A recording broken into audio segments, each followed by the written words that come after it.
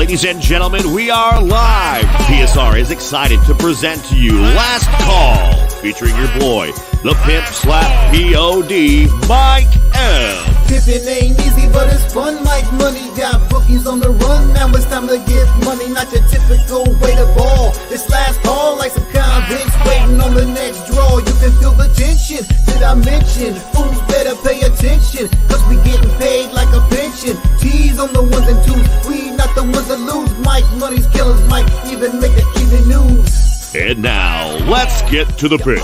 We be pumping! Buzz Force Radio, you know we be pumping!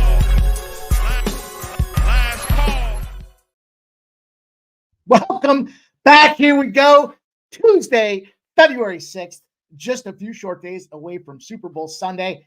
Couldn't be happier to be back with the gang. Welcome aboard. You guys already know it's Pub Sports Radio. We be doing this thing on the daily, and we are back today. You know, we got this NHL card, but we bring in the resident Tuesday hardwood guru. Billy Briz is back.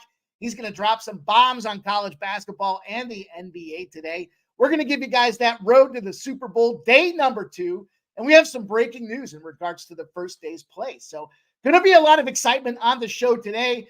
I am on the poop list with our boy T because it's such a big card. I got it over to him late, so I will publicly apologize. The best man on the ones and twos, and I put him right square in front of the bus as it was speeding out of control with a drunken bus driver that's got triple thick glasses behind the wheel. It's my fault, T, and I hope you will forgive me. I know he's doing great work out there for us. So, again, I publicly apologize to our guy, T, but I'm ready to go. I hope you guys are as well. We got a great show lined up. Again, NHL is back. The All-Star break is behind us. And what a kickoff to the NHL second half we had yesterday. Cannot wait to recap the card with you guys and talk a little bit about that. But college basketball is heating up now. We are in the crux of this, conference play now. It is time. We've got data in front of us. We've got plays we like. We've got trends we've been following along with these teams.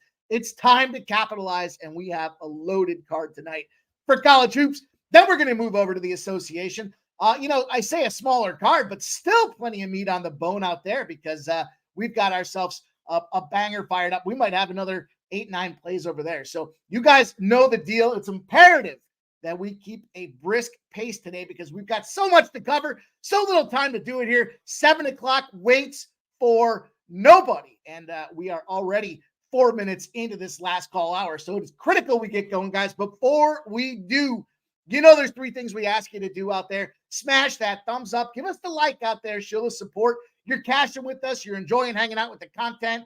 If you hate the content, but you're just here to kill some time before dinner, throw the thumbs up out there and crack the code. Help us move this thing forward. We need everybody, and we are nothing without you guys out there showing up day in and day out, giving us your looks and everything else that keeps this thing rolling here. We got to keep this train moving down the tracks. The second thing you guys know we ask you to do, get that pen and paper out. Today, you're going to want to make sure you have a fresh pen. Actually, I take that back. There is a ceremonial process I go through when I change a pen. I want to make sure that everybody follows those same. So not just any pen today. We need the same pen that we've been kicking butt and taking names with. So you're going to want to get that pen and paper, write down not just the plays that I share, our guy Billy Briz, but everybody in the chat. We got a lot of sharp cappers out there sharing their plays day in and day out. I love to see it. You guys are winning equally, if not more, than we are. I love seeing the back and forth on X out there in the DMs talking about them plays. And now we're popularizing here. We're mobilizing across Pub Sports Radio. You guys sharing your winners, cheersing after the fact the next morning with our boys on them shows as well. That's what it's all about, having fun, kicking ass and taking names. And then, of course, you guys know the deal. Share your plays in the chat. That's the only 3 things we ask you to do. Share the plays in the chat. We want to highlight you guys. We want to recognize the plays you're on. I want to write them down and track them. We had some great success yesterday going through the board. And look at our chat, all ready to go. Rick J says he can see me. Stop binge watching the middle and get back to capping. I don't know what the middle is, but I certainly was not doing any of that today. I have been firing through this card, excited, trying to chop it up a little bit here. Way too many plays. Had to cut it back here because I want to keep the same consistent unit size. Joe T in the house. There's our guy. Hey, Mike, what's up? Best bet today for our guy, Joe T. You want to write these down. Texas Baylor over 145 for our guy, Joe T. Appreciate you sharing.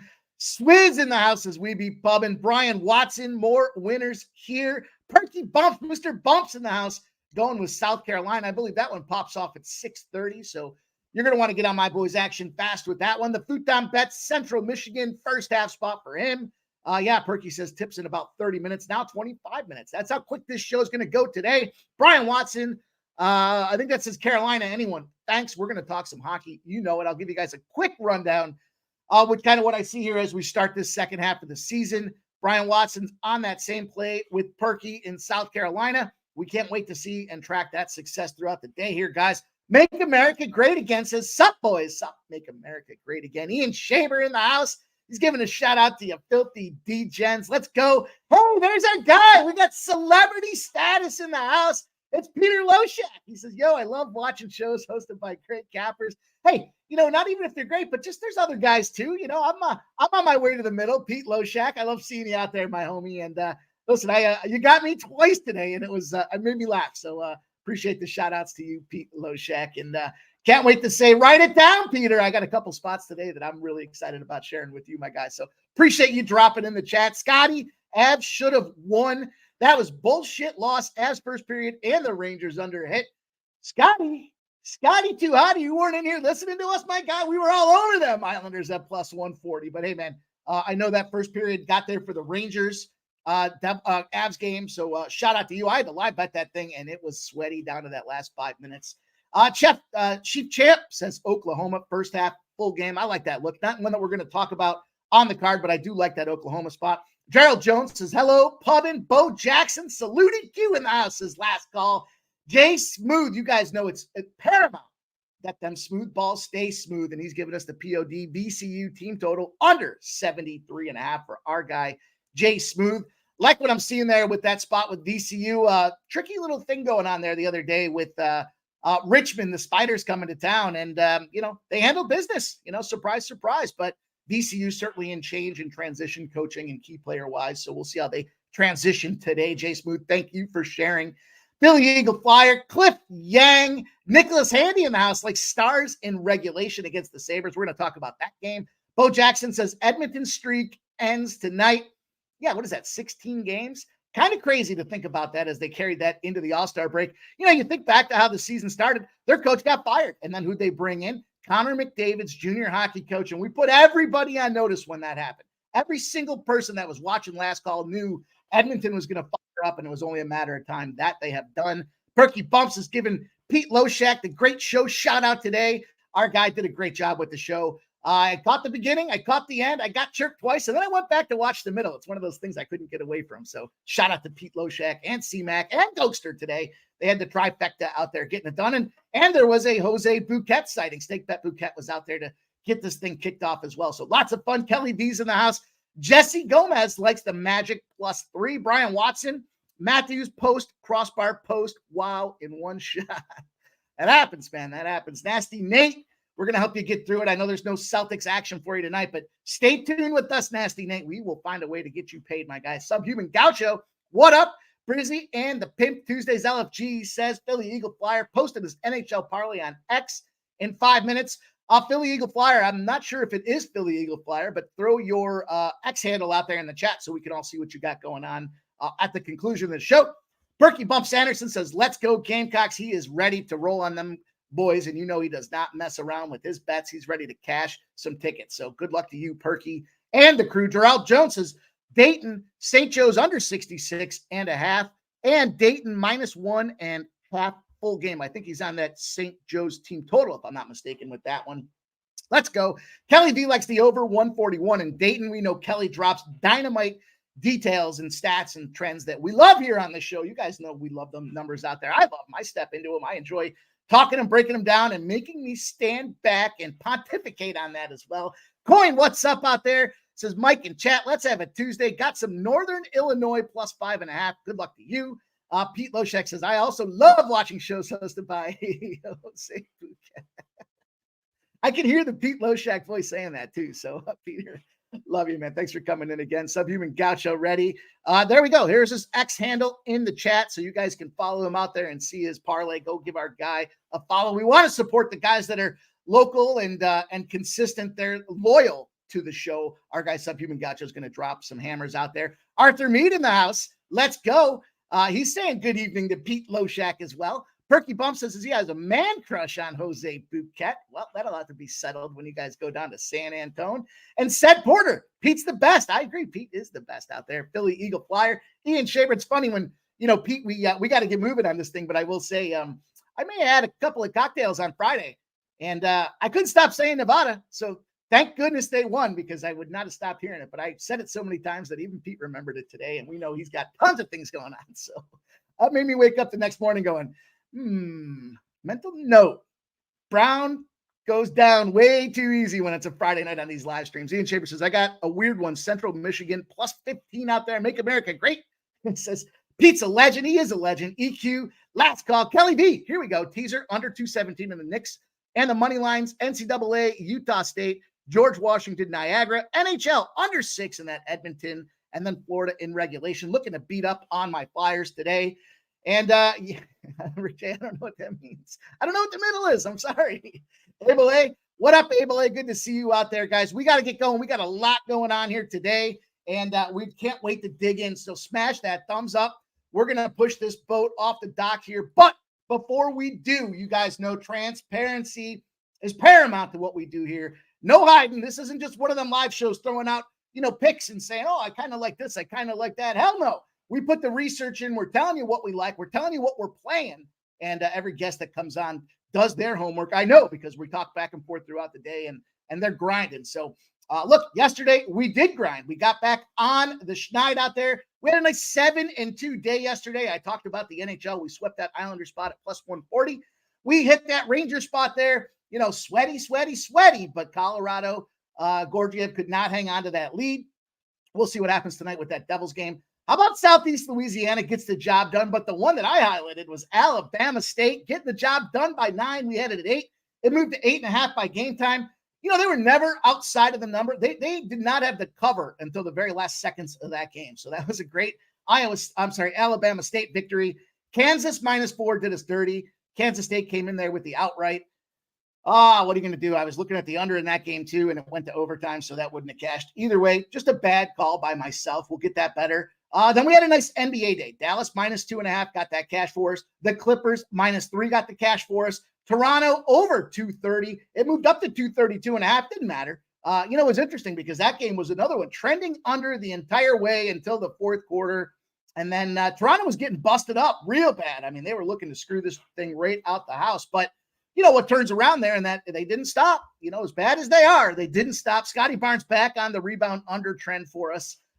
Scotty Barnes, the gift that keeps on giving. Shout out to Scotty Barnes. I saw in lieu of Joel Embiid, he has been named an alternate to the All-Star break and the All-Star game for the NBA. I was laughing because I was like, he didn't get there from rebounding, because that guy has done nothing but go under since they traded OG Anunoby out of there to the New York Knicks. And then we did take a loss on that Cavs under 234.5. Look, shout out to Razor Sharp Picks. He was on the over in that game. I know a bunch of guys like that spot as well. And, last call, I didn't read the numbers right there. We took an L on that one, but solid day all in all. We gained ourselves just 5.5, almost 6 units on the day. And we've got work to do. We've got to move forward. We got a lot to get into. We're going to kick the show off. You guys know how we do it with the NHL. You'll see the great graphics our boy brings to the table for us that I threw him under the bus for today. That's my fault. But, nonetheless, we'll start with hockey. We will move into college basketball and welcome on Billy Briz. Then we're going to move into the NBA and cap it off with our little road to the Super Bowl. I'm going to give you guys an update on the prop bet we made yesterday. And I'm psyched about the play that I have today. And it's moving against me. I love this opportunity for this prop here. We get limits on the props. We'll talk about that in the NBA. But for some of these props, they're not just one to let you go, bang them over the head like a baby seal. You gotta put some work in and sprinkle it around. So we'll talk about that when we get there. Subhuman Gacho says he split 1 unit between the Panthers money line and Kachuk point and Panthers money line Verhaeghe points out there. He's got himself a -115 and a +100 in those two spots, guys. I'm opening up the card here with this Buffalo Sabres game. And before I jump in here, you'll see the numbers on the card. Interesting spots. We know we've got Vancouver and Carolina. They're in a situation here, 7 p.m. start, 40% of the bets, 71% of the cash on the over.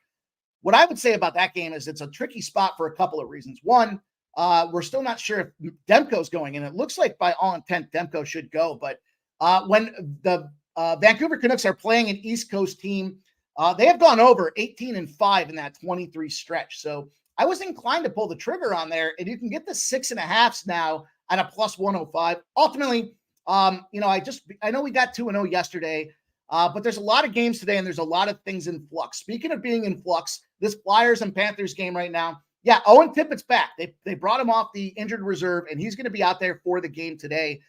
But there's a lot happening right now because of the Carter Hart situation. By the way, I think we might have broken the news here on Last Call several weeks ago. They're just now getting around to talking about it. We tiptoed around it. We handled it, I think, in a professional manner.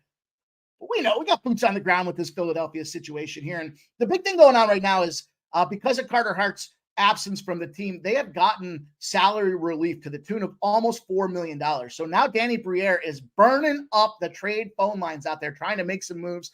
Rumors on the street are Zegras from the Anaheim Ducks is an option that's on the table. They tried to get him with the Drysdale move, couldn't pull the trigger on it, but there's been just no movement in the contract disputes. They had a heated contract dispute trying to re-sign him in the offseason.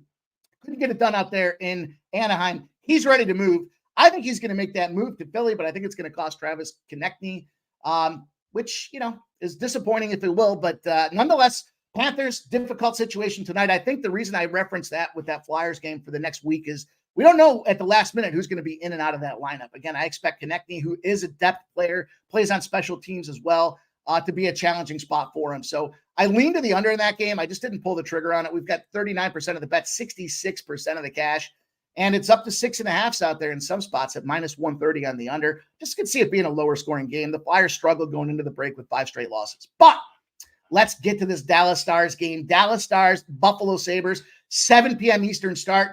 And we do have our first play here. We have laced the skates up. We are going to go out there and take the rink by storm tonight.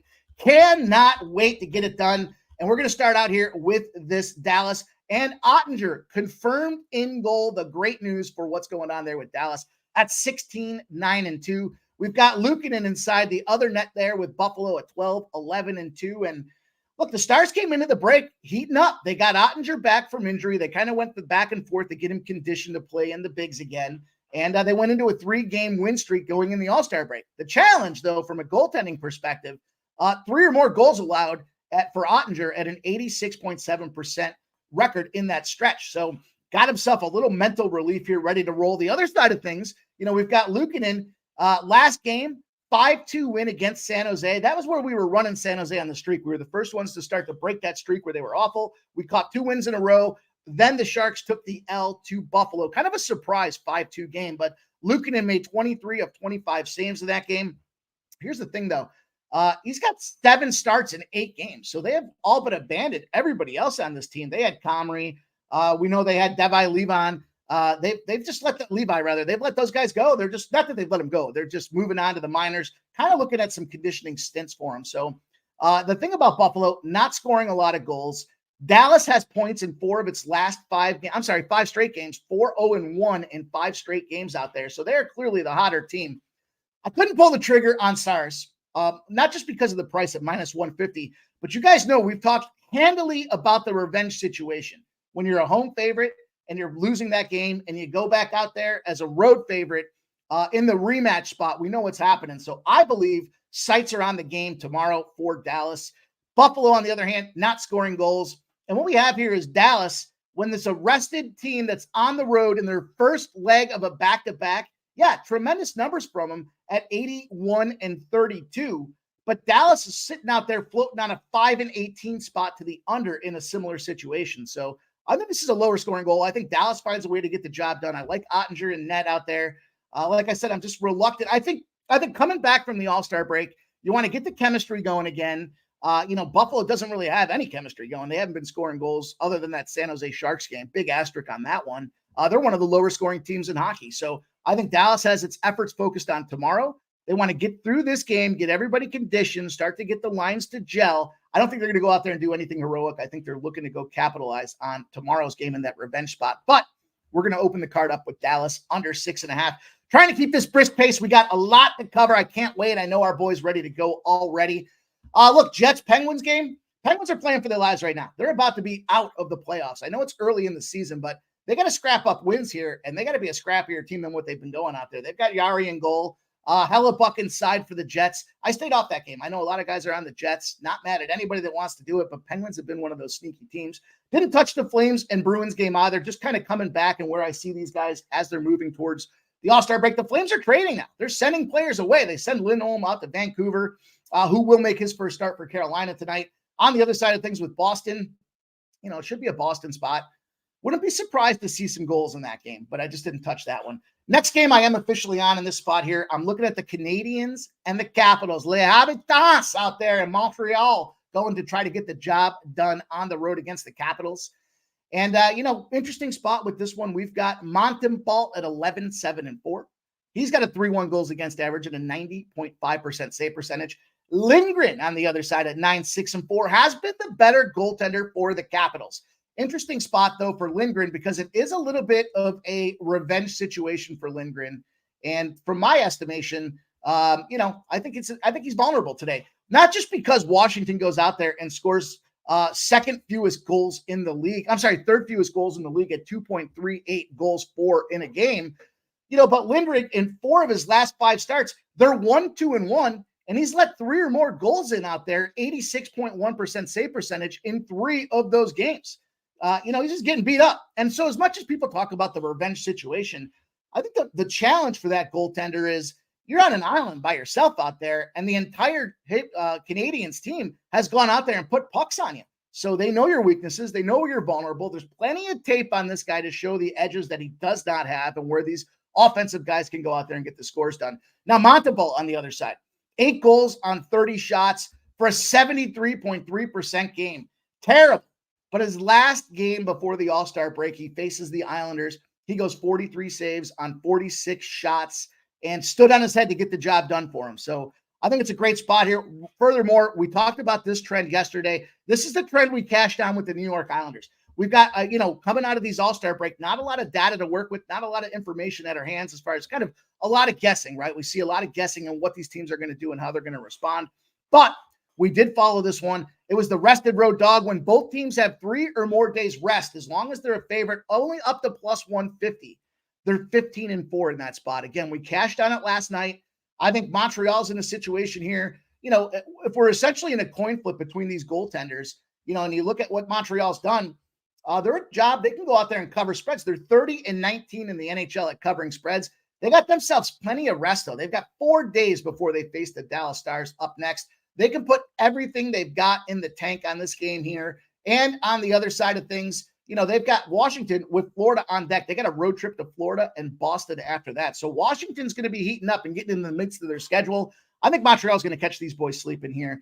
And then last but not least, the third game, guys. I know we're keeping a brisk pace. I'll jump back in and see what everybody has to say here momentarily, but we've got a lot of college basketball to cover. We don't want to be late, and the NBA starts at 7 o'clock. So we're going to keep it moving. Last game I'm taking a stab on here is this Colorado-Montreal game. We've got Annunen in goal at 1-0. He got lit up with 4 goals against the last time he played. Vanacek at 16-8-2 on the Devils side of things. The Devils are kind of in an interesting spot, though, because they very much need to get their shit together as far as, Hughes got injured. They had a lot of guys on the injury front. I saw Hughes was in practice today. But they're on the first of a back-to-back homestand after this All-Star break. They got Calgary next. Then things heat up for them, and they go on the road to a potential Stanley Cup contender in Carolina. And if you look at their games prior, going into the All-Star break, they lost 3-2 to Carolina. So they're trying to look for that revenge spot. They lost 6-3 to Tampa Bay. They're just not putting their best hockey forward. I think a lot of that has to do with situation happening with injuries. On the other side of things, Colorado, they're starting to get their boys back together. They're still in some travel spots. They had a bunch of guys in the All-Star break. I would probably attribute that game yesterday and that near loss to the Rangers because of these guys coming back from the All-Star break. But if you look at a couple of things out there, New Jersey, 2 games with a loss with Vanacek in a row, and he's been getting lit up for his last 2 starts, 4 goals or more in each of those games. We got the hits factor. When your opponent has taken more hits than you did in your last 2 games combined, you're 40-12. That's not the biggest factor for me, only because of that All-Star break. The majority of the teams gotten the rest. Usually we see they start taking those bodies. They start slowing down as it comes to going in the corner. They start looking around because they don't want to get crushed again that next game. But the edge I thought in this game here is 2 things. One, the fact that they did play yesterday and they took that loss to the Rangers, not a spot they want to be. This is one of the stronger teams in the West. They need to get that little trifecta, that little triangle between the Rangers, the Devils, and the Islanders.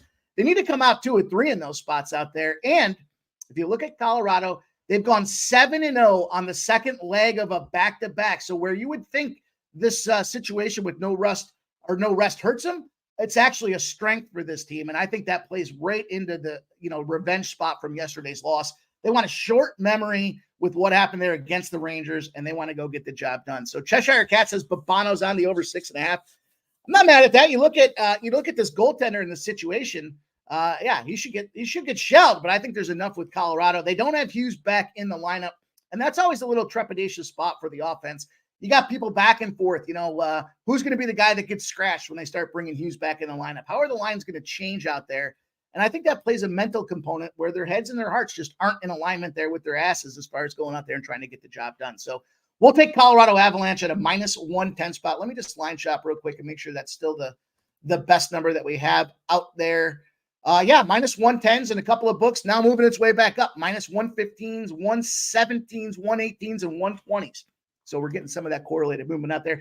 Dana Delp likes Minnesota at the +140 spot. Not mad at that. Subhuman Gaucho, don't know who I'll target for that promo. Anyone that have a 3 stab at the first 3-pointer. He's talking about the 3, what's it called? 3's day. Subhuman Gaucho's got that $25 promo out there. Kelly V likes Washington, Montreal meeting in October. Went to overtime, possibly overtime here as well. I can see that happening. And we've got a do damage spot out there. We got our boy Razor Sharp in the chat. Shout out to Razor Sharp. Got me yesterday. Congrats to you, my guy, and your big victory with the ponies out there. He likes the OKC Thunder. # do damage spot. We'll talk a little bit about that in the NBA. Cheshire Cat says the Jets are criminally underrated. Don't disagree. And Kelly V says teams play again Saturday. Winnipeg and Penguins out there. Cheshire Cat's Jets money line is good to him. Patrick Burns like the Jets out there. And let's go. Marcus McCarthy, what up? He says, hey, buddy, finally can catch a stream. Been sick as F. We hope you're feeling better, my guy. Shout out to you. And Director 97 says, Pimp, I like that Avalanche money line pick with the $2 dono for our guy. Shout out Director 97. Thank you, my guy. Appreciate you always being here, sharing your looks in the chat as well. And your cash. We always appreciate the donos as well, Director 97. Mel says, Mike, Rangers got the money last night. They sure did, Mel. We were in alignment there. Ian Shaver says, Director 97 with you on Rutgers, but took a different look at Rutgers. Let's go. Let's take a look here. Speaking of college basketball, let's transition into this thing, guys. We've got a lot of games to cover, keeping that brisk pace tonight. Before we bring our next guy on, I just ask you to take a look down. If you haven't, hit the thumbs up button. If you're not doing it for anything else, do it to bless everybody's action tonight. Give us that thumbs up for luck, and let's move forward. Ricky Levine says, Pimp slap, and what's cracking? Pittsburgh team total under 2.5. Vancouver +130. Jets money line for our guy Ricky. Appreciate you guys all dropping the action in there. Kent Davies under 6.5 in that Calgary-Boston game. Tricky spots tonight, guys. We want to tread lightly as we move forward here with the rest of the NHL season. Just a couple of days, we'll get some plays, and then we're going to find a way to slay this dragon when it comes to the bookies with the NHL. Let's bring on our Tuesday resident here for last call. He's been firing cannons, and he's ready to fire a clip tonight for you guys. I'm excited to bring him back. He got me fired up with some of his back and forth today. I saw his card. I love his action, and I saw the tweet there that fired me up. Said, nothing but a PIMP. Let's go. Without further ado, Billy Briz in the house. What up? What up? Billy, I'm fired up, man. We got a big day today. We crushed through this NHL, but, 3 plays out there in hockey tonight. And, Villa Coots says Avs 7-0 as favorites on the second leg of a back-to-back. But, Billy, I know we've got ourselves a lot of college basketball action tonight. And I know you and I were trading messages back and forth earlier. This is our time of the year for college hoops. We're heating up, and we should be. We spend the time evaluating these teams back and forth, mid-majors, major programs as well, the blue chippers, if you will. But let's dig into tonight's card. I know you got a whole bunch of spots out there, as do I. And I'm excited to get into this card with you. So we'll keep a brisk pace, you guys. We got a lot to cover, and we've got the 7 o'clock NBA. So we've got a running clock out here for us here as we get into these games. But let's pop off here. I think we've got the first game on deck. Let's see. I know the first game on deck. We've got there it is. There's our guy. I totally threw him under the bus today. I apologize again, T. My fault, homie. And it was just because it's hard for me to cut the action down, but no excuses. I owe you better. So let's roll. You guys know the deal on the right-hand side. I told you we got a clip tonight. The games we're going to cover in this spot here, and a bunch of them popping off in just 30 short minutes. Billy's going to open the card up tonight. We're going to talk about this Rhode Island, George Washington game, and then I'm going to jump in on that Oklahoma State Houston game. So, Billy, you know what they say. Without further ado, let's get smashing, my guy. This Rhode Island line opens up at +6.5, and it's moved to sevens in some spots. 86% of the bets, 92% of the cash on George Washington. We've got a total that opens up at 157. Kind of an interesting spot here. Half a point movement depending on the books on both sides. 72% of the bets, 66% of the cash on this under, however. Again, I would use the term marginal movement in this case, Billy. We've got 10-12 Rhode Island, 14-7 GW. Tell us how we're navigating this one to get to the window with a cash ticket. Yeah, I wonder what I'm shocked. I haven't looked at the college basketball line movement, but yeah, we got this one at 5.5 when I sent this over to you. At 7, I would still take it. 5.5 and 7 are the same exact. Rhode Island have really just been a fade this season, being lined as an underdog in each of their road games this year. They've lost 3 straight road games, scoring less than 66 points per game, ranked as the worst defense in the A10. They're giving up more than 80 points per game on the road, losing 5 of their last 6. GW, they had their fair share of recent struggles, but I like this as a bounce back spot for them. Their last 4 conference games have been at UMass, at Richmond, versus LaSalle, and at Dayton. Like those are like more of the top teams in the A10. So I like this as a bounce back spot for them at home, where they're scoring more than 81 points per game, winning 6 of their last 8. GW, good money tonight. Let's go. 6.5s are available. I know you kind of said 5.5 and 7 are essentially the same number for you. So we can lock you in with the 6.5 and not against it. You know, early in the day with the lack of movement to the number, it was definitely concerning. But, you know, as we've gotten closer to tip, we have seen that movement you're looking for. And Billy's going to open his card up here with GW, guys. We got ourselves a monster slate tonight. So we're moving briskly, as our guy Pete Loshak says. We've got to keep a brisk pace, and brisk pace we will as we move on to this next game. We're looking at Oak State and Houston, and interesting little double dipper for me in the college basketball card. You know, it is what it is at this point. You know, not going to move away from it. Oak State line opens up at 20.5, 73% of the bets, 91% of the cash on the -20.5. Then we look down at the total, 128.5, 84% of the bets, only 67% of the cash. But we have seen some books have dropped this to 128s. We've got the majority sitting at 128.5. And as we look at Houston, 19-3, of course, Houston, part of that thriller against Kansas, interesting spot where they got shut down right off the hop in that last game here. So 78-65. Prior to that, 76-72 victory, and they were winning up until they came into that buzzsaw, which is Kansas on the road. We know difficult position to play in. Oak State, on the other hand, kind of in that win one, lose one, struggling to find some consistency. They did just down Kansas State at 75-72 at their barn, but now they're going on the road where they had previously gone on the road, only put up 54 points against Kansas. And the numbers for me in this spot here have to focus solely on this number. We've got a 128.5. Houston, when the numbers under 129.5 for the Cougars, are 4-0 when they're in conference play on a low line. So there's not a huge margin in there, but the margin that I looked at as far as the number that we're seeing in final results is an average score of around 105 points. So I took the opportunity to double crack this thing here. I got under 128.5, following that little 4-0 mini trend, if you will, at -105. But then the Oak State team total under 53.5. Every time that spot is hit, the team total for the opponent has gone under as well. So kind of double threading the needle here, expecting Houston to bounce back and do what they do well at the crib, which is play some defense, hold their opponents to lower scoring, slower pace games. And I think Oak State has a tough time finding the W there. So I'm going to tail that 4-0 spot and open the card up with a double dipper. Billy Briz, any thoughts on that one? Yeah, I do like the Oklahoma State team total under 53.5. I would even go a little bit further, even say go with the first half under 60.5. I don't see Oklahoma State scoring over 25 points in the first half. So we talked about that as well, not only in this trend, but there was another one where every single time Houston's playing on this low number like this, the first half has gone under 60. So I think there's a lot of correlation to that as well. Lessman says, lay it with Houston. Patrick Burns says Oak State will be held to 50 or less. I took the under as well. Let's roll. Let's go. Patrick Burns says Oak State, Texas, money line parlay. Steve Bailey likes Oklahoma on the money line.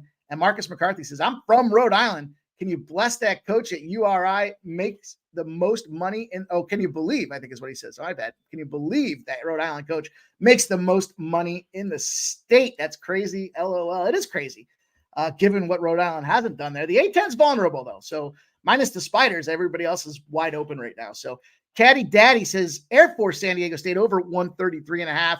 Both teams are 8-3 to the over at home, away, respectively. San Diego 7-2 to the over against teams averaging 67 to 72 points. Air Force 10-3 to the over versus teams averaging over 72 points. We're going to talk about that one as well, guys. We got a full clip here for college basketball for you guys tonight, and none other than our guy Billy Briz there, the champion of the hardwoods. He's got himself a great story about the practice squad guy for the ladies program, but that's for another day. That's for a live stream. Let's talk about this Central Michigan Akron game out there. We've got Central Michigan opening up at 14.5, 69% of the bets, 73% of the cash, starting to see a half a point downtick towards Akron. So that's kind of where we're looking for with this game here. Lots of cash coming in on the road dog, starting to see movement in their direction. 131.5 as far as the back number. Now we're seeing 133.5. We've got 43% of the bets and 89% of the cash on the under. And let me just take a look at this last movement. I guess it's moving back. It's moving on its way down now. So we are seeing some correlation there between the cash coming in on the total under and the line itself moving. But Billy, this is a spot that you got highlighted for us today. So I'm going to share the floor, my guy. Take it away. We're seeing 14.5 still available, 14s and 13.5s. Tell us why you like Central Michigan in this game. Yeah, we usually save the action for college football, but this was too good of a game to pass up. This is a game between the number 1 and number 2 standings in the MAC right now, and I feel like this is a market overreaction line, in my opinion. While Akron's been the best team in the MAC, and they've yet to lose at home, I feel like Central Michigan isn't that far behind. They're on a 5-game win streak themselves, 8-2 ATS last 10 games, sitting at second in the conference. I don't like betting on teams that I don't think are going to win outright, but I mean, how big of a difference is the number 1, number 2 team in the MAC? I mean, 14.5, 15 points is absolutely absurd to me. I feel like this is a 7 to 9 point ball game. I just see Central Michigan backdoor covering this line. I like the Zips this year. I've been on the Zips several times on this program as well, but I'm with you in terms of overreaction on the numbers. We've been talking in college basketball pretty consistently about how these teams react when they're on the road versus at home. But Central Michigan's 5-7 on the road, and Akron's only 6-4 at home. So, I wonder, to me, at this point of the season, is that early gauntlet road schedule that Akron faced there. I think they were on 6 games in a row on the road there in non-con play to start things off. We know that college basketball is evaluating and weighting those non-con games almost equally or even more so in terms of the schedule than they are with conference play here. I could see this being a look-ahead spot for them. And then as far as Akron and kind of who's on deck here, they've got themselves a little opportunity with none other than James Madison, the perennial powerhouse down there at a 14-8, 20-3. You guys have heard me. I've been on James Madison several times this year, with the exception of Appy State. They have kicked the shit out of everybody. So this could be a great look-ahead spot for taking advantage of that bloated number at 14.5. I love the play, Billy. Nice work there. Let's keep rolling on our way down here. We've got the next game we're going to talk about. Now we've gotten out of the 7 o'clock window. So we got ourselves a little bit of a breather. We wanted to get those, but we still have some NBA plays to give you guys here for 7 o'clock. So we want to keep that brisk pace rolling as we keep moving down the track. Unless I fuck this up, and there's a very high probability I did fuck it up. So I did fuck it up. That's okay. Let's keep rolling. Anyhow, we will get back to it here. I believe the next game we have on the card is going to be at 8:30 Eastern. We've got New Mexico versus Wyoming.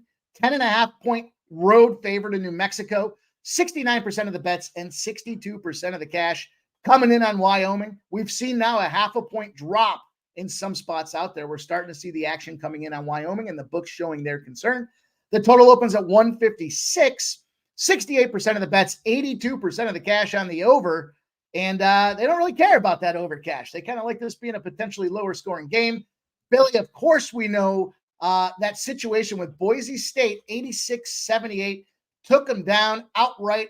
Bad spot for them boys to be as a 10.5 point favorite. And then on the other hand of things, Wyoming coming off a difficult loss themselves, just missing the spread against UNLV 62-48 on the road. But they're back home. Take it away. Yeah, my bad. I got to go back to where I was. New Mexico's been a cash cow for us at home, but hitting the road, laying double digits, not so fast, man. I kind of favor Wyoming covering the spread in this one. I have them with the backcourt advantage in this matchup, and Cott and Griffin. I think they're one of the better scoring duos in the Mountain West, playing in altitude at home, where Wyoming's 8-1 straight up in their first matchup in January. New Mexico won by 17, and I feel like that's the reason why the line's at double digits. But it was more of the live ball turnovers that killed Wyoming in that game. They had 16 turnovers. That resulted in New Mexico getting 18 more shots than Wyoming. If they cut down the turnovers, slow up the pace, and make this game a little bit more physical, I think they're a live dog here in this spot at home. I was looking at that Wyoming spot too. Before you had sent anything over my direction there, I kind of thought that as well. Like New Mexico, 18-4, but what I guess it comes down to what have they done. They've got that UNLV team on deck before Nevada in their next two games. So I could see it being very easy to breeze over this road situation there. And a lot of points. I mean, you're even thinking there's a possibility for Wyoming to be, an outright dog, and they've been playing some strong games. You look at their schedule, big win against Nevada as a 7-point dog, 98-93 back on January 20th. So I like the pond you're fishing in there, and Wyoming's a lot of points. I think that kind of the same thing with that last game you had there with Central Michigan, a lot of points to work with there. Maybe just a few too many for a road team to cover when them fans are going to get up and jacked up, like you mentioned, the altitude as well. So like the spot, Billy, let's keep rolling. We've got ourselves, I'm going to jump out of sequence, even though I'm concerned my boy's going to come on and just pimp slap me right across the face for just giving him even more angst today than he's already faced here. I'm looking at this Clemson UNC game. It's a 7:00 start. That's the only reason I'm going out of sequence here. UNC opens at 6.5. We've got 6s up to 7s, depending on the spot. Oh, there he is. Look at this guy. 52% of the bets, but only 33% of the cash on UNC. Everybody seems to love this Clemson road dog with all these points. And, we look at the back number. It opened at 154.5, 67% of the bets, 47% of the cash on the over, and it's dropping. So as far as the correlation out there, kind of interesting that the Clemson side seems to be getting a little bit of money, and the general consensus seems to be North Carolina's in for a letdown. North Carolina, when you look at this Clemson team, they've got themselves this road game. They go on the road again against Syracuse before they come back home to face a Miami team. And then on the whip side of this thing with North Carolina, they've got themselves Clemson today. Then they got Miami and Syracuse. So these guys both have similar opponents kind of on deck.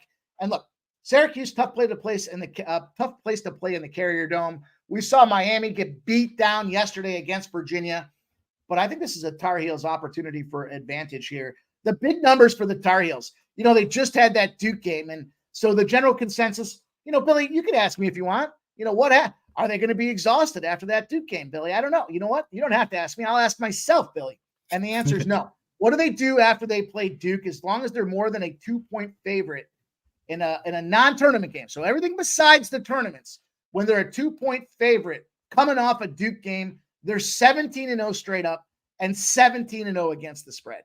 Significant, sick numbers that show that's the light switch flip for them there. They know that this is tournament time to get ready for. The conference is right in front of them now. Cheshire Cat says, you can't ask yourself. Frank Cook says UNC should F them up. Clemson, not that good. I mean, that's kind of my consensus around this thing here. I see 6.5s. Looks like there's a 6 out there now. So, we are kind of seeing a little bit of that reverse line movement. Doesn't surprise me. There was a spot where I talked about Kansas yesterday, and I took that loss with Kansas off of that off that spot that they were in there. It was different though, because that spot had to do with how Kansas approaches a team that's on a 3-game losing streak. You're going in to face a loser. It's hard to get yourself motivated. I know K-State got the job done and got it won. No, I do feel you on that.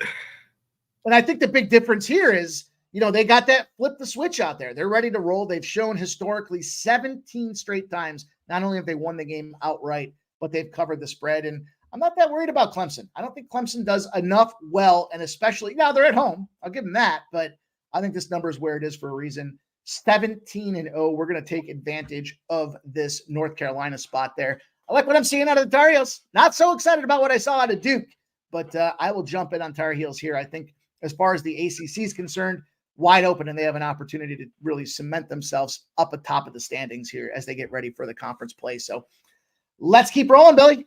Let's go. We got ourselves a full college basketball slate on deck next. What do we have on deck next now that I screwed the order up here? Let's see what our boy comes up with for us here. South Florida. Sounds good to me. Let's talk about it. Let's talk about this. There it is.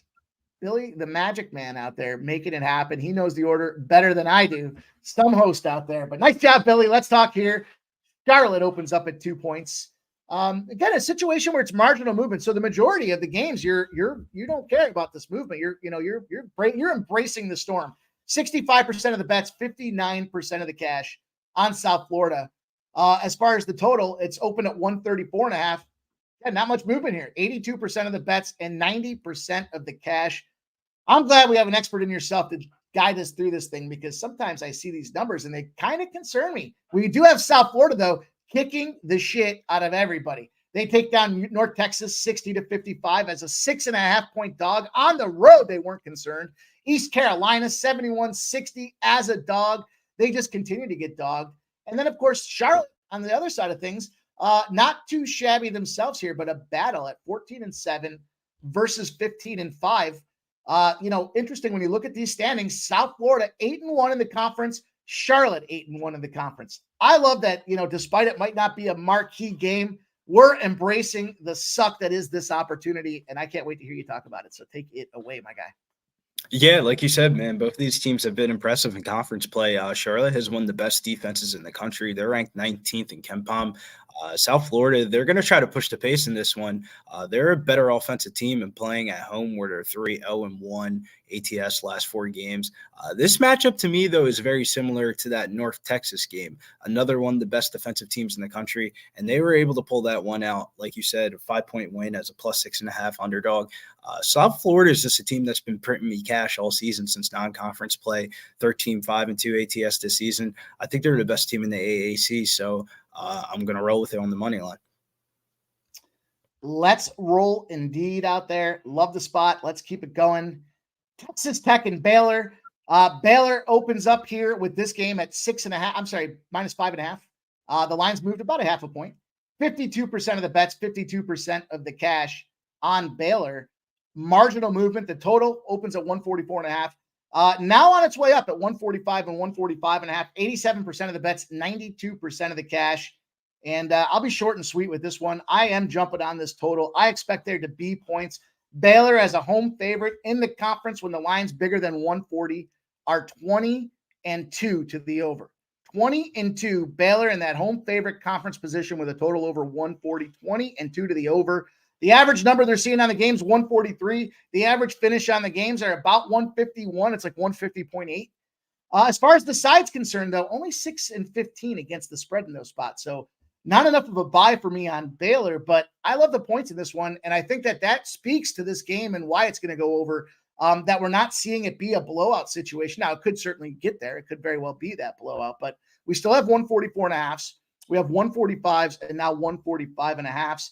I'm jumping in on the points with Baylor, guys. We're keeping it rolling. Andy Harris has missed Mike Brenner and Loshak show. Brenner disappeared. Not sure who Brenner is. Maybe I'm missing it. Let's roll, though. Sammy Calmer in the house, my guy.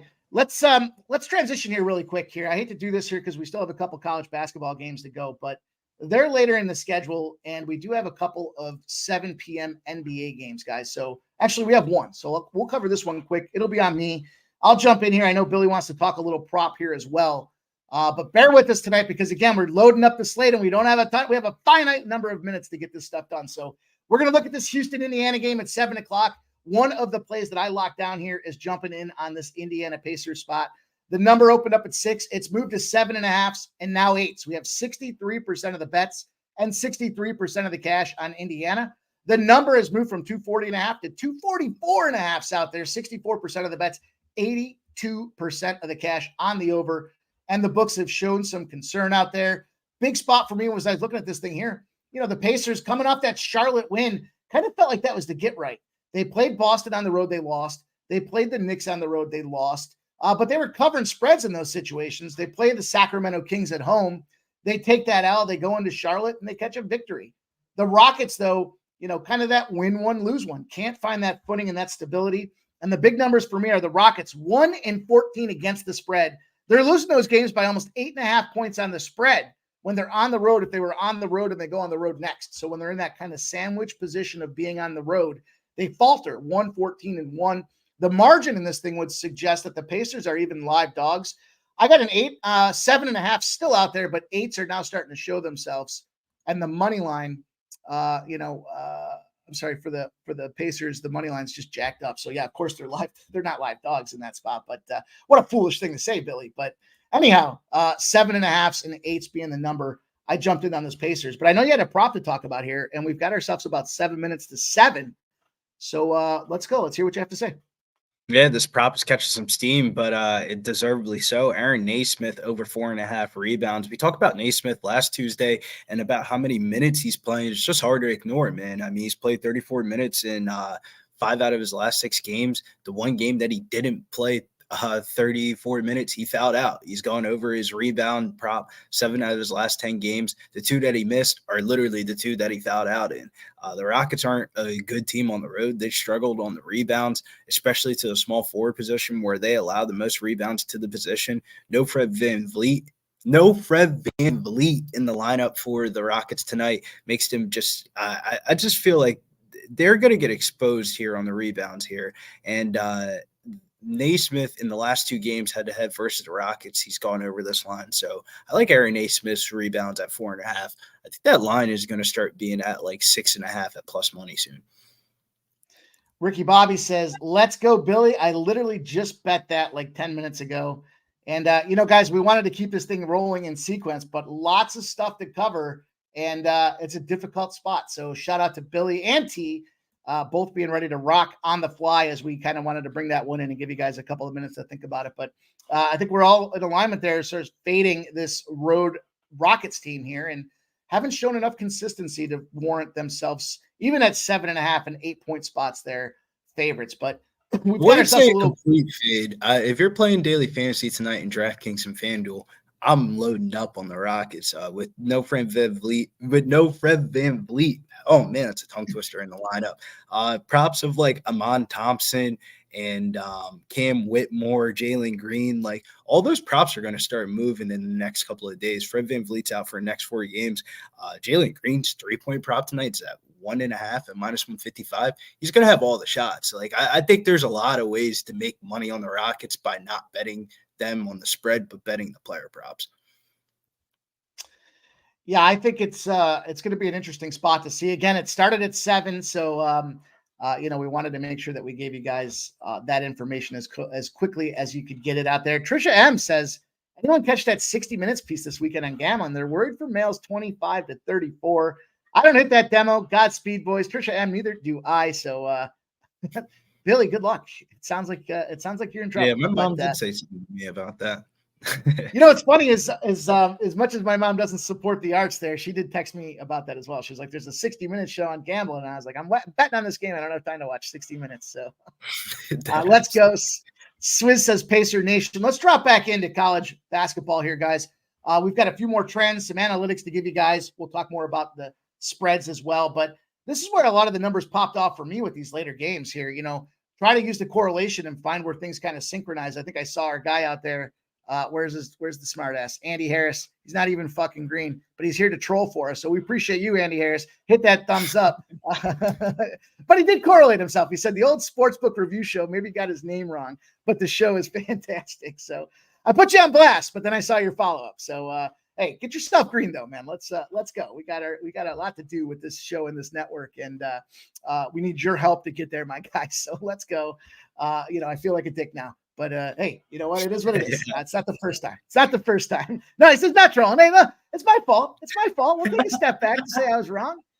Listen, I'll jump out there. That doesn't happen often, man. I mean, you catch Mike on a couple of these streams late night, and we're live betting. We got some smoke. I'll put a troll on blast on those live streams, though. Oh, he says I heard the Low Shack comment. Let's go. I didn't see the Low Shack comment, but you guys, we've got Michigan State and Minnesota as our next college basketball game, and an interesting little ditty in itself. Michigan State opens up as a 3.5-point road favorite. 34% of the bets, 46% of the cash on Michigan State. Yet the number's starting to drop, starting to catch a little steam on that Minnesota side. And 139 is the back number, 62% of the bets, and 77% of the cash on the over, guys. Interesting situation. I've talked to you guys before about this on the show. I think the two toughest places to travel in the Big Ten are Minnesota and Wisconsin. I might add Nebraska in there. That little snow belt that I'll call it, just simply because, this time of year, that is a snow belt. It's tough to travel in and out of there. You got situations where you're on the road for multiple trips, multiple travel spots. In Michigan State, just coming off of back-to-back wins with Michigan 81-62 and Maryland 63-54. But home teams in that spot. Prior to that, where did they just take their last L? They took it at Wisconsin, 81-66 as a 2.5-point dog. Very similar line functionality with this spot that Minnesota's dropping down on them. And this is where I think they're in trouble. If you look at Minnesota and the Big Ten, it's the home dog conference that I've told you guys time and time again about. I think these numbers are only going to get bigger as we start to bring in some of these West Coast teams to the Big Ten. These travel spots are tricky and difficult. Home dogs in the Big Ten are 39-4-2 when they're going out there against a conference opponent. They scored less points than in the previous meeting. So interesting spot where they come off a low scoring situation against a conference opponent. Now you make them a home dog in the Big Ten, where we know there is already a decided advantage, and they're 39-4-2 against the spread in those spots. I wanted to jump in on this 3.5. I thought it was a good opportunity because, again, of the potential look ahead. It's a quick get in and out of town with Minnesota. They got to go back home, and they face the Fighting Illinois and Illinois. Now they got themselves back right with their players coming back from suspension and injury. On the other side of things, with Minnesota, yeah, they got themselves a big game against Iowa. But Iowa's kind of been on the shit list here as of late. Yeah, I couldn't agree. We had 5.5 the other day. They shit the bed. Now, the other side of things, though, is they do have another road game after that against Purdue. But I think this is where they have to sit down. They have to buckle up. They have to get ready there. Northwestern, they took them down at home 75-66. That's a good Northwestern team, but they bring them on the road, and the home dog has the advantage 39-4-2. So I locked it in. Give me that plus 3.5 spot out there for the Minnesota Golden Gophers. And let's keep rolling. We've got ourselves more college basketball on deck for you guys here as we get through. I like the later slate more than the earlier slate. I still wanted to get some action in play. Gives me something to do as I have some dinner and get ready to have some cocktails tonight. But this later slate, and I think Billy, based on the volume, starting to look and agree here. Jared Bush, what's up, Jared Bush? Just take Clemson and the points. Let's go, Jared Bush, my guy. Good to see you out there. But we're on UNC in that game. So good for you. Good luck on you. But I'm on UNC in that game. Let's talk about this next game, though. We've got Nevada and Utah State. A lot of people have been honing in on this game today. This line opened up at 5.5, 73% of the bets, and only 50% of the cash on Utah State here. The back number opens at 147. Not much movement. This is pros versus Joes on the total. 88% of the bets, but 54% of the cash on the over. So 88% of the bets on the under, 54% of the cash. We've got Nevada at 17-5. The Utah State Aggies with a decided home advantage sitting here at 16-3. And is this the bounce back spot for Utah State coming off that 81-67 loss to San Diego State? Or does Nevada just keep rolling after beating up San Jose State, the aforementioned Friday game that we talked about, 90-60? They were laying 11.5 points Loved the Nevada spot in that game, Billy. But here we go. The floor is yours, my friend. It looks like you got a little double dipper to consider. Yeah, nah, man, we ran it up on that Nevada game in their last one, and just off the eye test alone, I swear to God, bro, Nevada's not shooting better than they did in the last game. Like, we had the over, I think it was like 133.5, and it was like off of this trend of like Mountain West games of double-digit favorites at home are like a ridiculous over, right? And they ran it up. Granted, this is not the same spot. Utah State playing at home. They're 10-0 straight up at home with an average win margin of 16.5 points. And only in one of those wins were within 5 points. And that was versus the number 13 ranked team in the country, Colorado State. Nevada has lost their last 3 straight Mountain West Conference road games, losing by margins of 34, 5, and 12. They're scoring 4.2 fewer points on the road and allowing 76.2 points per game on 48.6% shooting in road games. And I just feel like Nevada is going to be in a good spot. We faded them over the weekend, but I think this is a time to get back on them here. I mean, I feel like Utah State is the team that we're trying to get back on here. We faded them over the weekend with San Diego State. That was just a spot there for San Diego State. And I feel like Utah State back at home against Nevada. Nevada's feeling all fat and happy off the Fresno win. They're about to get smacked in the mouth here. The historical trends favor Utah State heavily. They're 5-1 versus Nevada in their last 6 home games throughout the year. So I like the spot here for Utah State. They're one of the better teams in the Mountain West. One of the things I'm trying to do right now is we have enough sample size of your like own betting for conference play right now where you can kind of see what conferences you're making more money on than others. And the Mountain West has been a printer for me. I got to stop fucking with the Big 10 and the Big 12 games and stuff like that because they're just – it's so close in talent of like everybody is like right there. I feel like in the Mountain West we have more of an edge. The books are just going to throw out KenPom lines, and it's up to us to take advantage of it. Utah State's about to smack Nevada here. Yeah, I'm on an ad with Utah State as well. This was a late ad for me, kind of that situation. And I see some of the chat saying, why is the number coming down? And is there an injury?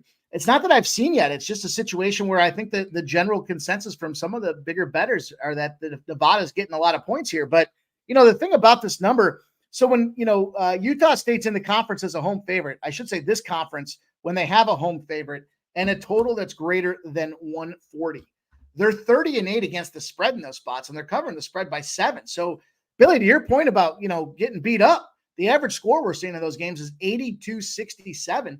I mean, that's a 15-point beating out there. So 5.5, 6s, 5s, whatever it's going to be by the time we get to game time, 9 p.m. I'm all over that 5.5s. And if it starts to tick back up, then we're going to catch the better number of it now, because I think as we do get closer to game time, the public's going to prevail out there and start to push this thing back the other direction. I think it's a great opportunity for Utah State. You already talked about their road situation. And again, a 30-8 ATS spread. We're looking for numbers over 60%. That one's got to be close to 64% or so in terms of the edge that gives us with this conference home favorite spot. Plenty of opportunity for me to get on board with that thing as well. So Utah State -5.5 is on my card as well. Maurice Buckner says South Carolina. One of my favorite spots of the day. I feel like this is one where like my eyes, I've watched both of their last games, ironically on Saturday. My eyes are telling me that Utah State's the better team, and then the numbers support it. I would parlay them up with something that you like tonight. I love it. I love the idea for a parlay there. I'm not against getting into a parlay. I've got a couple myself in play here. Let's get a little dicey, because there's a spot that's coming up on the card that I want to talk about that I haven't heard anybody talk about today, and that makes me love it even more. So, I'm all about that. When everybody else is talking about the same side on them, I get a little apprehensive there. It gives me a little anxiety. But Jared Bush says Clemson 15-2.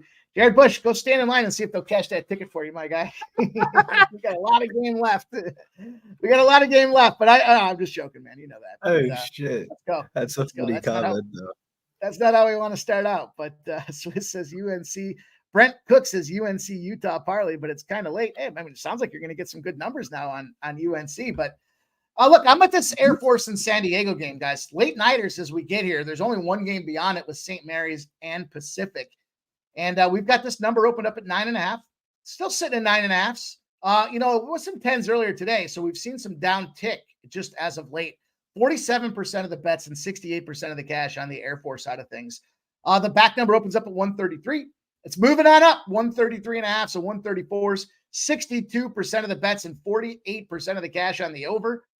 San Diego State, Aztecs, 17-5. You got to love them against an 8-13 Air Force team here, but situation of too many points. I get it. Not much to like about Air Force. 1-4 in their last 5. Tough spots for them. They played at home against New Mexico. They got shithoused. 85-66 is a 10.5-point spot. They have not historically done well in this 10-point spot. They go on the road to UNLV. They lose 90-58. They lose 84-70 to Fresno.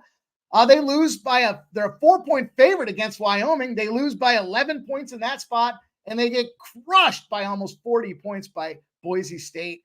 Flip side of things, here's another one of those stability situations. Win one, lose one for San Diego State. Beats Nevada, loses to Boise State, beats Wyoming, loses to Colorado State, beats Utah State. But the caveat there is on the road. Not one of the better road teams in the conference. We've seen against the number, they're only 8-12. And if you look at this thing overall, as far as kind of some of their performance, they're a 3-5 team on the road. So 7-3 in their last 10, but only 6-3 in the conference. Huge home advantage for them as well. But you guys know I'm going to drop some numbers in there. I'm going to give you guys a trend. We have a road ranked team off a spread win or double-digit loss against the spread. They're 143-3 in those spots out there. And they're not covering the margin, or they're not covering the spread by almost 7 points.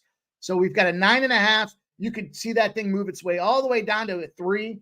I mean, they're almost, in my opinion, a live dog. They're so awful, though. I'm not going to get crazy like that with the slate spot. I am going to take advantage of the 10s that are still out there, though. Again, I'm seeing 9.5s. They started to move to the 9.5s now. Hasn't fully moved across the board. So monitor those numbers depending on how you like. It's a nationally broadcast game on Fox Sports 1 at 10:30. I think that has a lot to do with guys getting focused and motivated to go out there and play. And we're seeing that the money line is starting to come down. Now, you could argue that the money line is a situation where, no sharp bettor is going to come in there and drop a minus 550. I get it. But this line opened at 400s. We're starting to see 390s, 385s, and FanDuel's hanging at 365. So you guys know my situation with FanDuel. When I see FanDuel and they're putting a better number out there, it scares me. In this case, they are concerned that 10 points is going to be too many. And that'll wrap up college hoops for us today. 10 plus 10 with Air Force for us. Billy, let's keep it rolling here. We've got ourselves to the 7:09 p.m. window. The NBA is about to tip off. Jared Bush has already told us that UNC is getting smoked.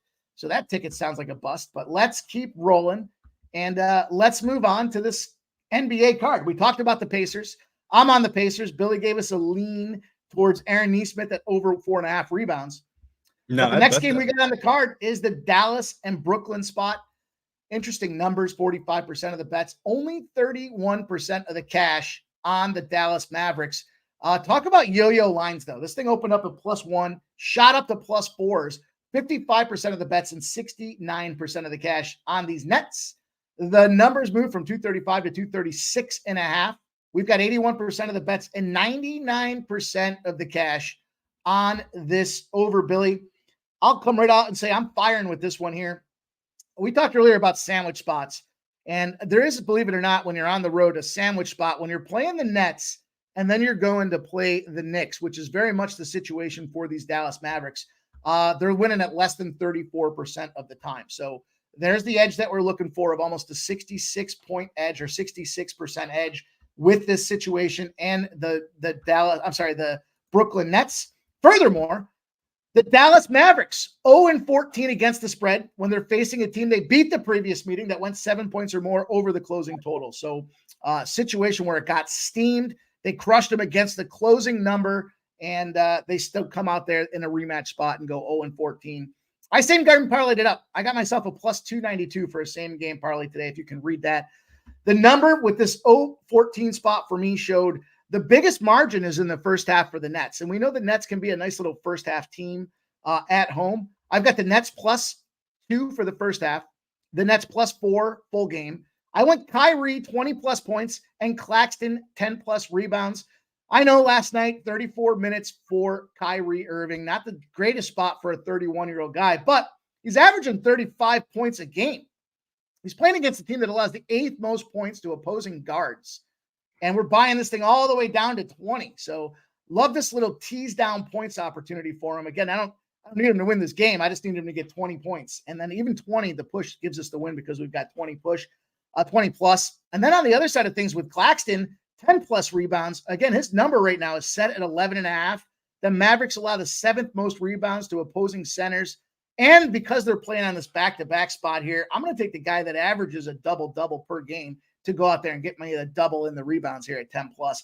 Again, it's almost 3-1 the money. There's a number of books out there that have 25 and 33% boost on them.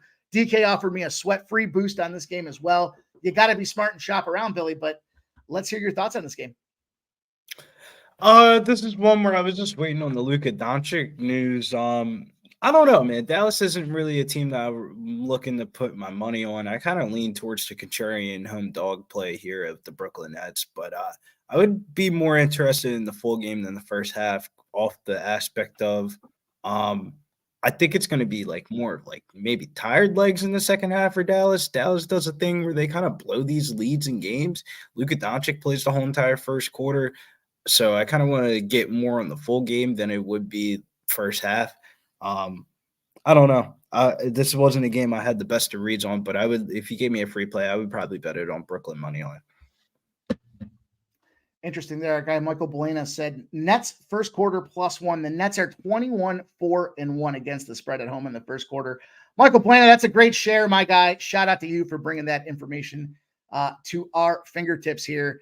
I'm writing that one down because I may have to jump on that as well. Andy Harris says UNC starters have missed the bus. Well, let's keep rolling so that so that I can watch that money burn. So let's keep going here. We've got ourselves moving.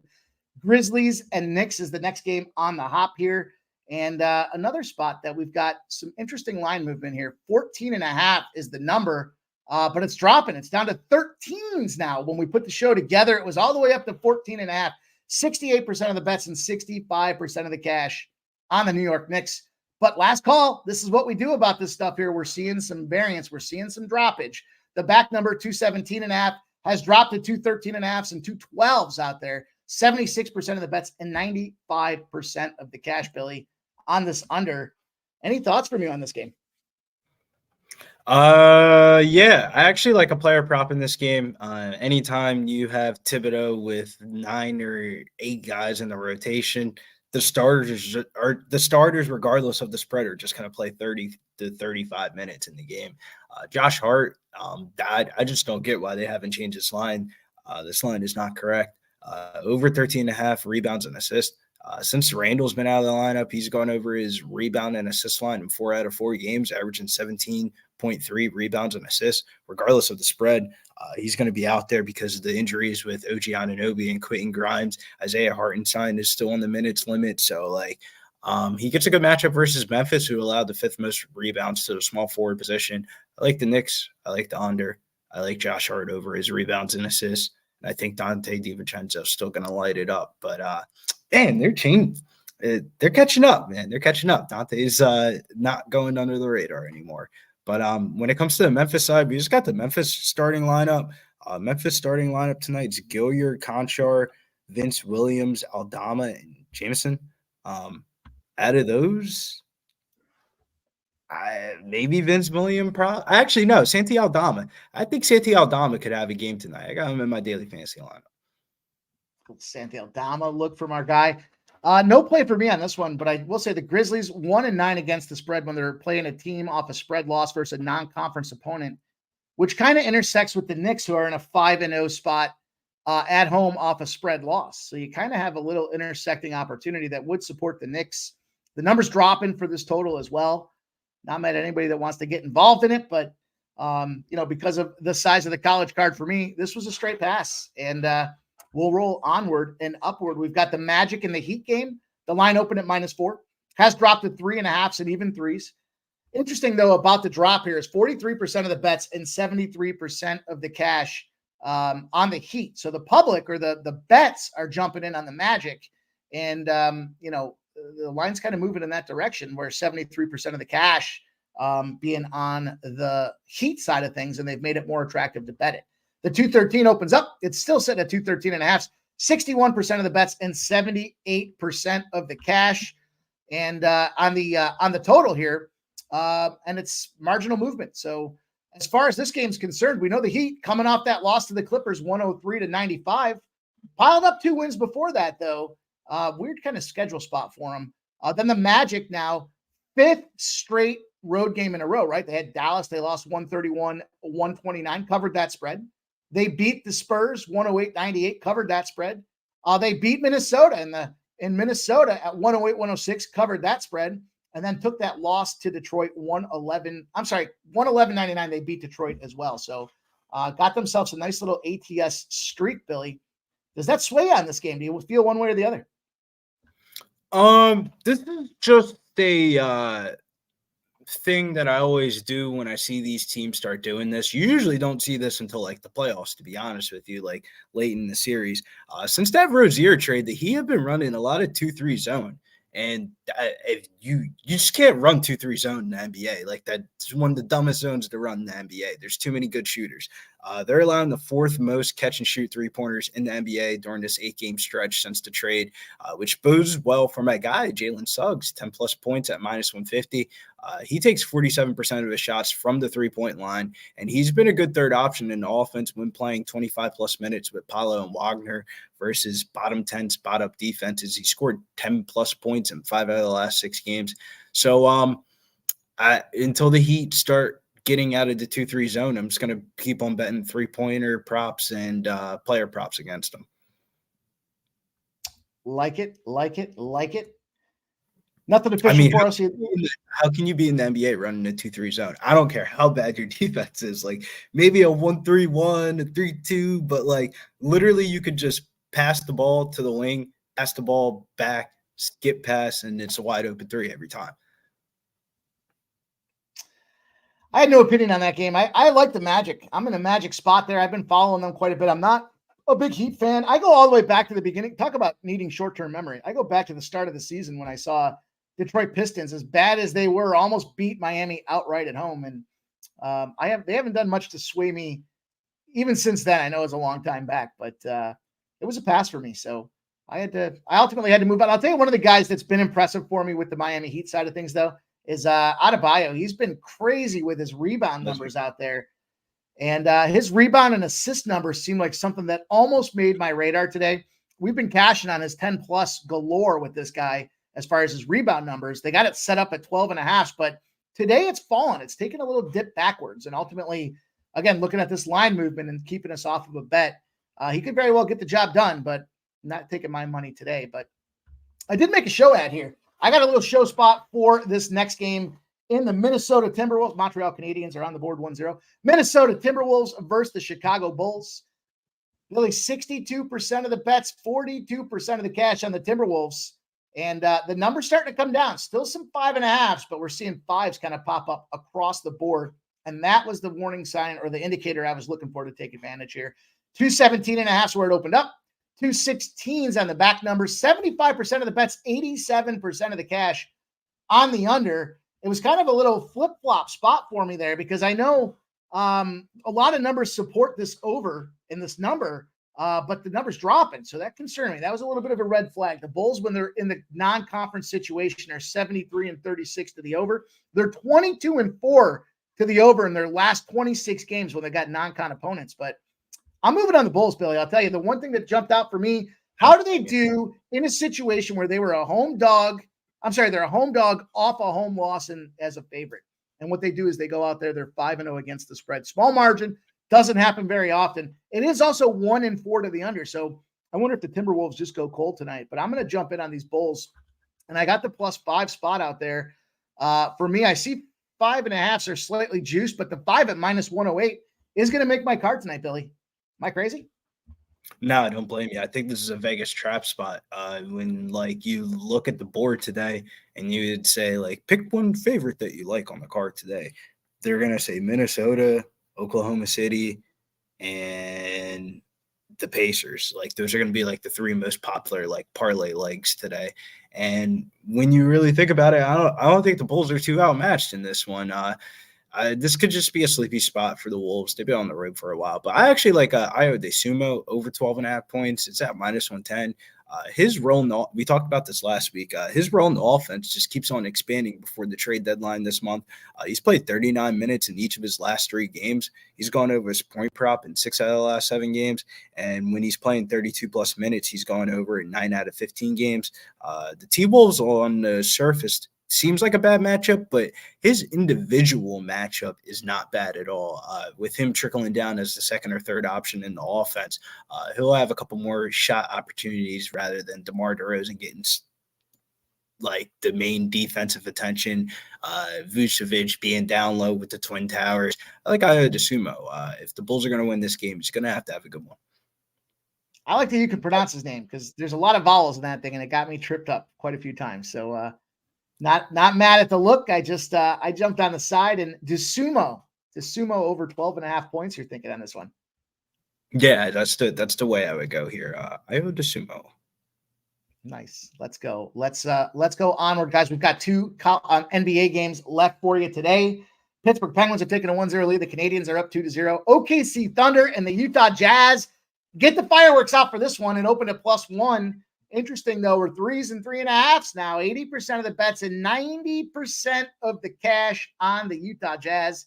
And yet the numbers moving in there. It's making it more favorable to bet them. The total's dropping. 48% of the bets, 93% of the cash on the under. It dropped from 244.5 down to 237s, Billy. I know you're opening up with us on this one, so take it away. The floor is yours. Yeah, this is one that hit multiple system plays for me here. The Jazz, they've just gone under the radar, in my opinion. They're 17-6 ATS at home and 10-4 ATS as a home underdog. They showed a lot to me in that last game versus the Bucks. They came from I think it was a double-digit deficit in the fourth quarter, pulled out the win, and Giannis was doing every and anything he wanted to. They lost the first 2 matchups versus Oklahoma City this season, and that's one of the system plays. It's hard to beat a team 3 times in one season. You rarely see that in the NBA. Utah's advantage in this game will be down low. OKC won't be able to attack the rim at the same rate versus Utah, and they won't get as many free throw attempts as they're accustomed to. Utah is one of the hardest spaces to play at, especially for a Thunder team that's played 6 games in the last 9 days, coming off a double overtime game, traveling into altitude. When you look at the refs for tonight, Ed Malloy is the lead referee tonight. Home underdogs have gone 4-2 ATS. They've done pretty well, and home teams are 22-13 ATS straight up. I think this is a spot where the Thunder are going to get caught sleeping by a team that's going to be a little bit hungrier. Trade deadline, All-Star breaks around the corner. The Thunder are getting back some guys tonight. Are they going to be in the right shape of frame to get into altitude and start playing? I mean, I would imagine coming back from injury, Jalen Williams playing in altitude is not the most ideal situation. Granted, I know the Thunder are going to have a couple days off after this. I don't think they play again until Saturday after this, but for this game tonight, this is a bad spot for the Thunder. This is what we call a altitude, played the Jazz music, and you think from a narrative theory, you think they're going to let my man Josh Giddey come out here and get this W? Nah, man, not Utah country. I'll tell you, Billy, I love the money line spot with you there. I jumped on the 3. It's now 3.5. So, the beauty of this thing here is we can take the best lines that are out there, good or bad. The Jazz, though, 23-1 against the spread as a home dog when they're up to a +8 versus a team off a win, or a loss by less than 5. So a tight game or a win for their opponent. They come to play at home as we expect. We know they've had a tremendous home court advantage. The other one I'm going to look to is your boy. I struggle with his name, but it's Simone Fanticcio, right? Fanticcio in the spot out there. His rebound number has been nothing but a gift out there. He's keeping the streak going tonight. He's going to look to make it 6 straight over 3.5 rebound bets. Wouldn't be mad at anybody that wants to throw that into any kind of a same game parlay. We're looking at, I'm on the Jazz. I'll take the 3.5, but as I get cocktails in me here, I might fasten something together. His 3.5's getting juice now. -150s out there, but it's moving to 4.5s in other books. So they're showing some plus money on that. He's been getting around that 4 to 5 mark, so it's getting a little edgy with that spot is why I would consider the same game parlay. But if you're thinking about tailing Billy, I wouldn't be mad to add him to it with the over 3.5. Even taken down, you're going to make that thing probably a 2-1 spot for your money, Billy. But let's get to the last game. For Fontecchio. He's in a good spot for a couple of I would say just a couple more 3-pointer attempts. The Thunder are kind of acceptable when they're in like bad rest advantage spots to a little bit more 3-pointer attempts. Fontecchio over 1.5 3-pointers at -125. For him to score 3 threes is at +285. This seems like a Fontecchio point and rebound spot. He's gone over 7 of his last 10 games, and his first 2 games versus OKC, he's had 19 points and rebounds, and he had 12. So Fontecchio points and rebounds, 3 prop, rebound prop. Fontecchio has smashed in this matchup in the first 2 seasons. I don't see why he doesn't smash again at home. Shout out to Trisha M gifting a membership to Pub Sports Radio.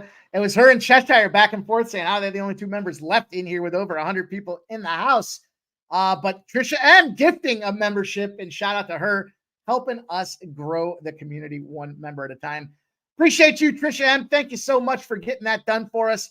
Kelly V says Letang scores, and Voodoo Ranger, maybe I'm just a conspiracy guy, but I'll be on the fence about something Billy drops his Utah angle, and I'm on it. So let's go, guys. We've got the last game on the card. We made it, and then Billy and I are going to drop a Super Bowl prop for you here for a little fun to close the show out. We got the Bucks and the Suns.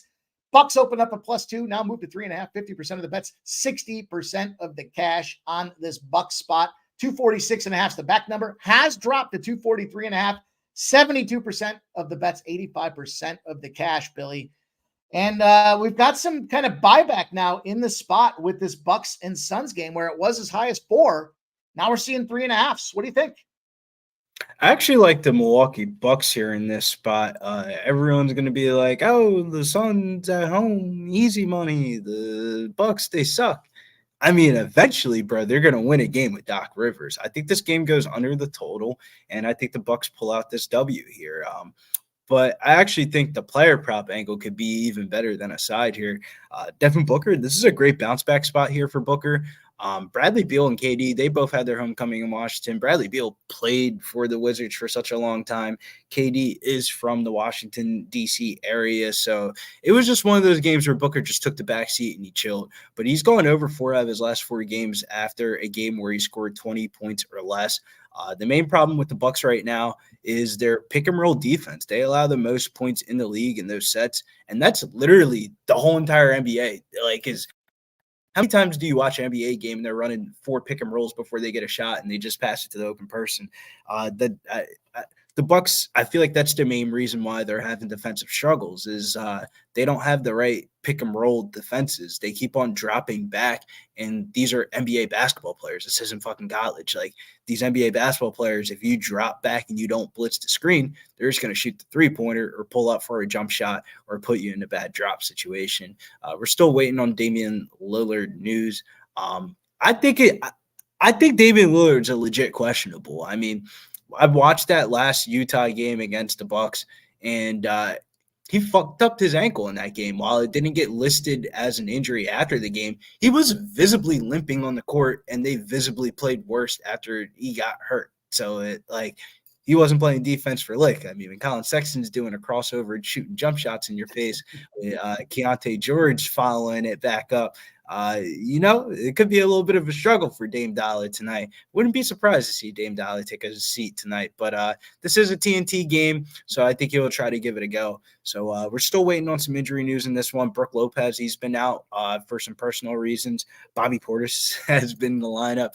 Can you believe Doc Rivers started Robin Lopez, and he was just absolutely I've never seen somebody start an NBA game for 5 minutes and didn't sub back in for the rest of the game.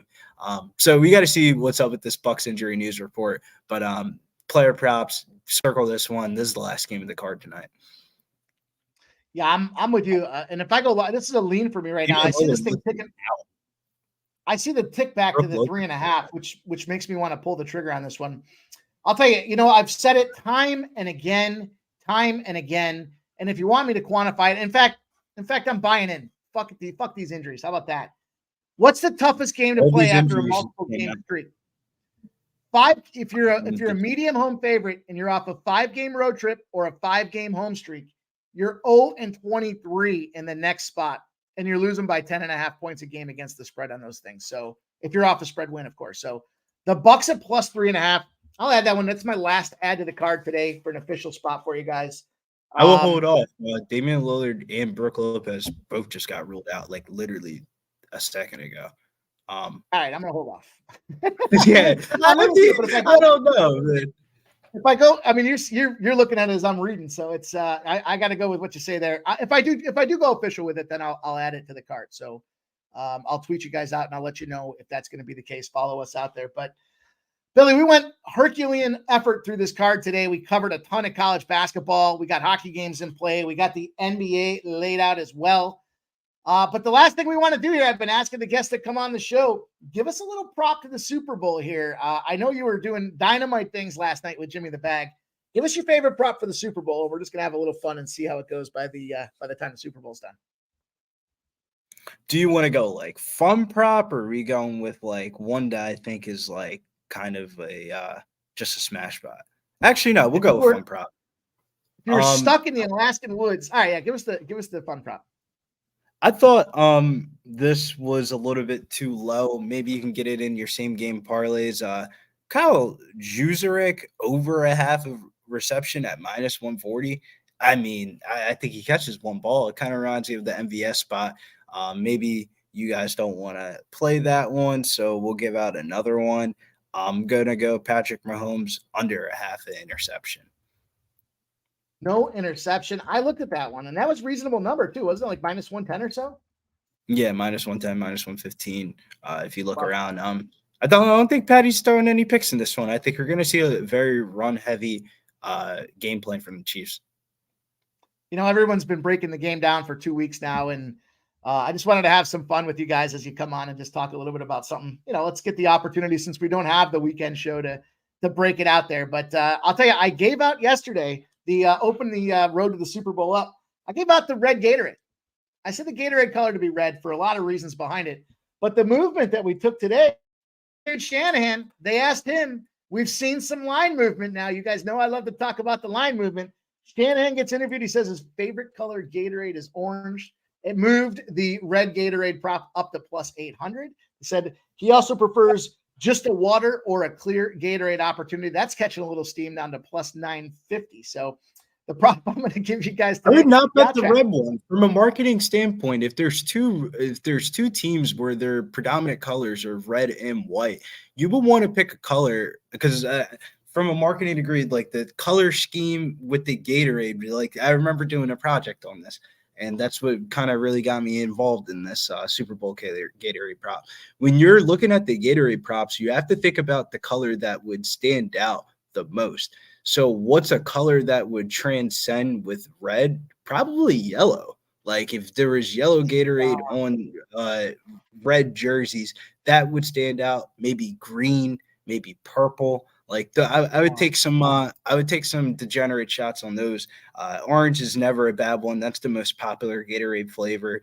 But my favorite Gatorade flavor. I'm gonna go yellow, man. Yellow would transcend with both colors of the jersey and stand out significantly on the screen. You just mind screwed me with that stuff, but I was thinking about, I said Taylor Swift with her red lipstick. Both teams are red. We haven't seen red hit anywhere near the frequency of the rest of the colors, but you know, for my prop tonight, I'm going to give you guys one that I kind of like here tonight. Just a little bit of fun, right? We get some limits on these things. So I know people say it's the Super Bowl. It shouldn't be any bigger bets, but that doesn't mean you can't have a quarter dropped on something and try to get a nice big score. And the one I went to today, I haven't heard anybody say it, and I love that even more. I'm going to go with our guy, Travis Kelce. Travis Kelce, not the way you would think, though, Billy. I got Travis Kelce over a half a rushing yard at plus 650. Over a half a rushing yard, and laugh as you will. I hear you snickering over there, but guess what? How'd you even know that was even like an available prop to bet? BetMGM's got it out there for us. In the regular season 2016, he rushed in the regular season for one time. His following season, he rushed for 2. Then he went for 1. Then he went for 2. Then he went for 2. And does he have a history in the playoffs? Yep.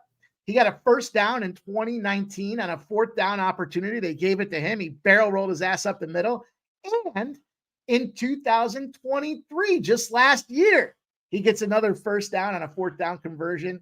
I expect him to have an opportunity to go for it today or this weekend, and at plus 650, that's going to be a little sprinkle for me. Travis Kelce over a half a rushing yard. Billy, what do you think? I don't blame you. I think that so the way I like to attack the Super Bowl is a little bit different. I would just have a bankroll just set for touchdowns, your straight bets, and your novelty props. Don't forget about the novelty props, because I'll tell you, last year in that Super Bowl with the Eagles, we thought we were counting the tickets. Mike, you can't tell me you didn't think all those Eagles tickets were about to smack. And then at the end of the game, we ended up getting the Gatorade, and it was just like, man, I lost some Eagle tickets, but I'm not really down money. How? Because the fucking novelty props at the end of the game, man. The novelty props are a great way to kind of hit markets that just aren't attacked too much in these type of spots. Everybody wants to bet their anytime touchdown props and their same game parlays and stuff like that. I would venture off into the novelty props. We talked a little bit about the Usher halftime show. Rihanna was a little bit hard last year. I think Usher's the one to hit this year. There's a lot of research you can do on these novelty props that are giving you a huge edge on the market. We'll look forward to hearing some live betting strategies from you with the NFL Super Bowl, and maybe we'll get a live stream where we can talk some more props for you. But Billy, we had a banger show tonight. Shout out to you for coming on, being ready to rock, pivoting on the fly between college basketball to the NBA, back to college basketball. Shout out to T on the 1s and 2s for doing what he does and getting it all tight and right for us, Billy. Before we send everybody on their way today, tell them what you got cooking this week. Where can they find you? What's next on the dock for you? Trisha M says, you got to give us that first song. I didn't think everybody wanted to hear about the degeneracy here. So we'll end off the show with a quick little Usher one. The obvious ones that you have to put money on are Yeah and Oh My God, just off the fact those are like just 2 popular songs. You see Little John's listed as high as minus 175. He's got an album coming out next month, so I would not be shocked to see him on the screen. I just don't know if that's the first song of the set. You feel like Yeah would not be the first one of a performance. I actually think it's going to be DJ Got Us Falling in Love. My hot take is it's going to be DJ Falling in Love. Pitbull's listed as low as plus 135 to be a guest appearance. Pitbull is in the midst of his concert tour, and he just performed in San Francisco last weekend. He's not listed to perform this weekend. He's listed to perform next weekend at Daytona 500. He's the performer for that event. At the iHeart Music Festival in 2014, one of the most watched music festivals, DJ Got Us Falling in Love was the first song of Usher's set. So that's the one I'm going to throw some money on, plus 550. There's our boy with the peak of degenerate behavior, and I love it. I got to say, I embrace it. That's why he's my friend, and we're going to have a lot of fun together watching these games together. Watch some games. Maybe you'll see us out there tonight, you guys. We appreciate everybody rocking with us. Ian Shaber gifted a membership as well. Shout out to you, Ian Shaber, helping with Trisha M to grow the cause for us here, one member at a time. We appreciate you, Ian Shaber, always being here with your looks, with some loot there to give us this thing growing. And then Director 97 as well. Our guy, Director 97 down there in FLA doing his thing. 2 units on the Rutgers plus 8 spot. He says, let's get her done, boys. Shout out all you guys out there in the chat that hung out with us tonight. We had a long show, lots of spots there, but look, we're excited about the schedule. We can't wait to get this cash and give you guys our hard work today and see if we can't turn it into dollars in our pockets. Perky Bumps, Jared Bush, Cheshire Cat, Joseph Gomez in the house, Kelly B, Trisha M. Guys are great, man. We appreciate it. Without you guys, you know the deal. We have absolutely nothing. On your ways out the door, hit that thumbs up for us. Long show today. Show the appreciation, show the support, and we'll see you guys back here again, 6 p.m. Pub Sports Radio. Make sure you turn the notifications on. Go out there and get gold memberships. We got discounts in the merch store. We got pony rides. Tomorrow will be a pony ride. Your chance to win $50 courtesy of our guy, Jeff Slaughter, every Wednesday. We also got, hate to interrupt you, we also got the boxing stream with Preston and Danny Betts. Timofilo Lopez is fighting championship bout on Pub Sports Radio. Go give those guys some views. Pour in over there. Say that Pimp Slap sent you over, and watch who's getting slapped this weekend. We're making money on Timofilo Lopez this weekend. I'll tell you that. I don't bet boxing often, but when Timofilo Lopez is on the slate, we're making money on it. Well, we love the looks, guys. There's all kinds of things happening in the world of Pub Sports Radio. Get out there. Look forward to seeing you guys again soon. And again, I appreciate everybody tonight. Shout out to our boy, Andy Harris, who I unnecessarily put on blast. And I apologize again, my guy. Hopefully you'll be back tomorrow to make fun of me some more. So nonetheless, guys, have yourselves a great night. We appreciate everybody. We be pubbing.